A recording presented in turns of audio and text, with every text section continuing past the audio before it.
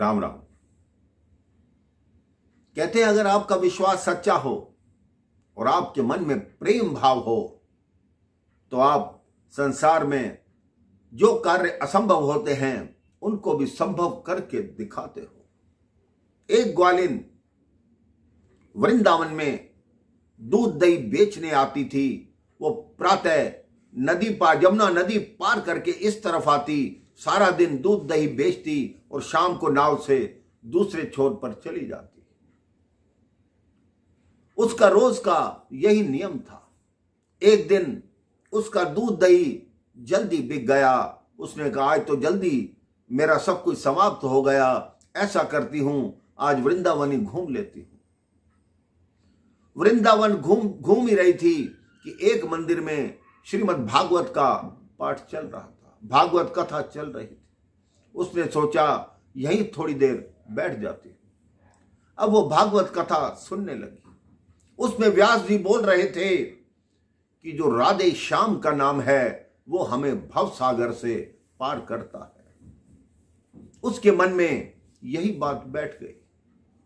उसने सोचा जब राधे श्याम का नाम भव सागर से पार करता है तो ये तो छोटी सी यमुना है, ये कैसे पार नहीं होगी। उस दिन वो नाव वाले घाट पर नहीं गई, अभी तो यमुना के किनारे आकर खड़ी हुई। उसने पहली बार बोला राधे श्याम, एक पांव रखा, देखा पांव जल के ऊपर स्थिर हो गया। फिर डरते डरते फिर बोला राधे श्याम, दूसरा पांव रखा, वो नहीं डूबी, ना पांव नीचे गया। वो राधे श्याम बोलती हुई यमुना के दूसरे छोर तक पहुंच गई, लेकिन वो बीच में ना डूबी ना गिरी। अब उसका रोज का यही नियम बन गया कि राधे श्याम बोलते हुए यमुना के इस पार आती और राधे श्याम बोलते हुए यमुना के उस पार जाती। वो मन में सोचती कि 2 पैसे नाव में आने के लगते थे, 2 पैसे जाने के लगते थे, मेरे 4 पैसे रोज के बचने शुरू हो गए। जब इस कार्य को करते हुए उसको 2 माह हो गए, उसने कहा अब तो मेरे पास कुछ पैसे जुड़ गए हैं, मैं ऐसा करूं, जिन व्यास जी ने मुझे ये मंत्र दिया मैं उनको भोजन पर आमंत्रित करूं, उनकी सेवा करूं। वो नगर में ढूंढने लगी कि वो व्यास जी कहां है। बहुत ढूंढने के बाद सायंकाल वो व्यास जी उनको मिले। उन्होंने कहा कि गुरुजी आपको मेरे यहां कल भोजन करना है। गुरुजी ने कहा ठीक है, अवश्य चलेंगे, आप प्रातः 10 बजे मेरे को ले जाना। अगले दिन प्रातः 10 बजे वो गुरुजी के पास आई। गुरुजी तैयार हुए, अपनी छड़ी उठाई, अपनी घड़ी पहनी। अब गुरुजी उनके साथ चले। वो गुरुजी को भी उसी घाट पर ले गई जिस पर कोई नाव नहीं थी।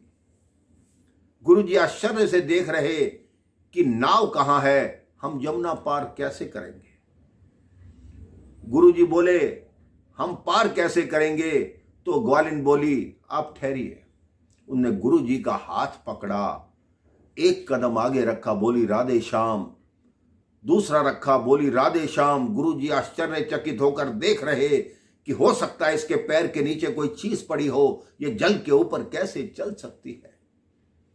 उन्होंने पूछा कि मैं कैसे आऊं, तुम जल पर कैसे चल रही हो। अब वो राधे श्याम का नाम छोड़ नहीं सकती थी। वो बार बार बोले गुरुजी बोलो राधे श्याम, गुरुजी बोलो राधे श्याम, गुरुजी बोलो राधे श्याम। ये वो बोलती जा रही है और चलती जा रही हैं। गुरु का हाथ पकड़ रखा है, गुरुजी डुबकी खाते जा रहे हैं।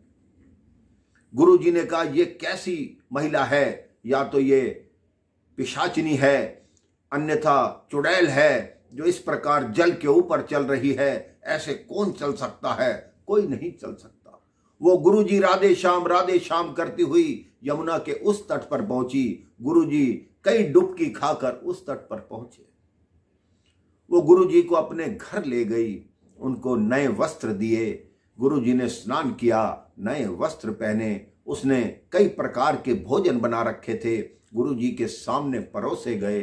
गुरुजी ने भोजन पाया। उसके बाद उसने सेवा स्वरूप दक्षिणा अर्पण की। तब गुरुजी ने पूछा तुम ये बताओ तुम जल के ऊपर कैसे चल कर आई। तब उस महिला ने कहा, यह तो एक मंत्र का चमत्कार है। गुरुजी ने कहा, कैसा मंत्र? उन्होंने कहा कि आपने ही मुझे दिया था। वो गुरुजी के चरणों में गिर गई, क्योंकि आपने ही कहा था कि राधे श्याम नाम लेते रहो, वो भव सागर से पार कर देता है।